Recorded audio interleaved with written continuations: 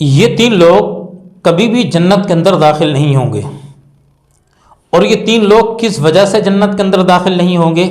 ان کے جنت کے اندر داخل نہ ہونے کا سبب کیا ہے؟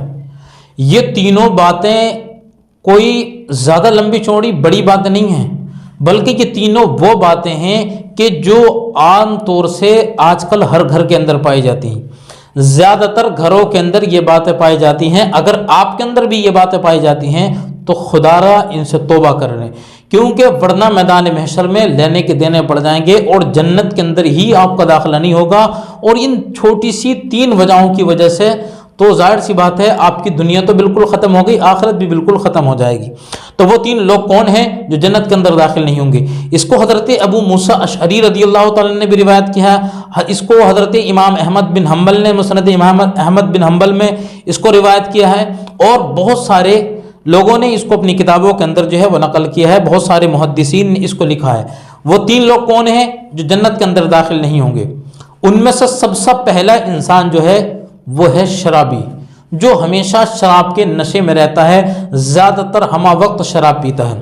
اب اس سے یہ جائزہ لیں کہ مسلمانوں کے 90% بچے، 80% بچے، میں سب کو نہیں کہہ رہا ہوں، اللہ ماشاء اللہ بہت سارے بہت اچھے بھی ہیں، لیکن زیادہ تر مسلمانوں کا حال یہ ہے کہ ان کی نوجوان نسل، ان کی نوجوان اولاد، ان کے نوجوان بچے باہر جتنا کام کرتے ہیں وہ زیادہ تر شراب کے عادی ہیں، بیئر وغیرہ زیادہ تر پیتے ہیں۔ تو اگر تمہاری اولاد اس چیز کے اندر ہے، یہ جو مسلمان بھائی بہن ہمارے اگر دیکھ رہے ہیں تو وہ اس چیز کو سمجھ لیں کہ ان کی یہ صرف چھوٹی سی غلطی، یہ جو شراب پی رہے ہیں یہ اسے بہت معمولی سے سمجھ رہے ہیں، تو یہی غلطی ان کی یہ سبب بن جائے گا کہ وہ جنت کے اندر داخل نہیں ہوں گے۔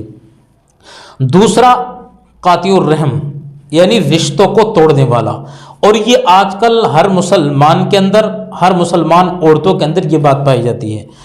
زیادہ تر دیکھ لو آپ کو دیورانی جٹھانی دیورانی یا پھپھو وغیرہ ہوتی ہیں وہ، یا نندے وغیرہ ہوتی ہیں وہ، مطلب آپس میں کوئی کسی کی بننے نہیں دیتا۔ اگر کسی کی بنتی ہوئی آتی ہے تو وہ دوسرے کو چڑھا دیتا ہے کہ اگر اس سے رکھ رہا ہو تو آپ کی عزت کا کیا ہوگا۔ یعنی بہت سارے رشتہ دار ایسے ہوتے ہیں جو ایک دوسرے کو لڑواتے رہتے ہیں، ہمیشہ ناراضگی رکھتے ہیں گے، اور اس سے اپنا گھر جو ہے وہ ان کا برباد کر دیتے ہیں۔ تو ایسا ہی انسان جو رشتوں کو توڑنے والا ہو، آپس میں بھائی بھائی کو نہیں بننے دیتا ہو، یا پڑوسی کے آپس میں نہیں بننے دیتا ہو، تو ایسا انسان جو رشتوں کو توڑتا ہے وہ بھی جنت کے اندر داخل نہیں ہوگا۔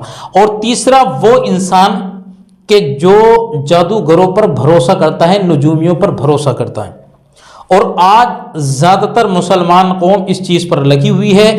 دیکھ لو اگر کسی کا کاروبار اچھا چل رہا ہے تو اسے کرا کے کھلا دیا، یا کسی کا اگر دکان اچھی چل رہی ہے تو اس کے گھر میں کرا دیا۔ کرانے دھرانے بہت زیادہ چل رہے ہیں، نجومی آ رہے ہیں، اور وہ آنے کے بعد میں کیا کیا علم غلم کرا رہے ہیں۔ تو یہ زیادہ تر مسلمانوں کے اندر یہ بات پائی جاتی ہے، کسی کو کرانے دھرانے کی یا نجومیوں کے اوپر بہت بھروسہ، بھکسوں کے اوپر بہت بھروسہ، بھکسوں کے پاس جاتے ہیں، بیٹھتے ہیں، اٹھتے ہیں۔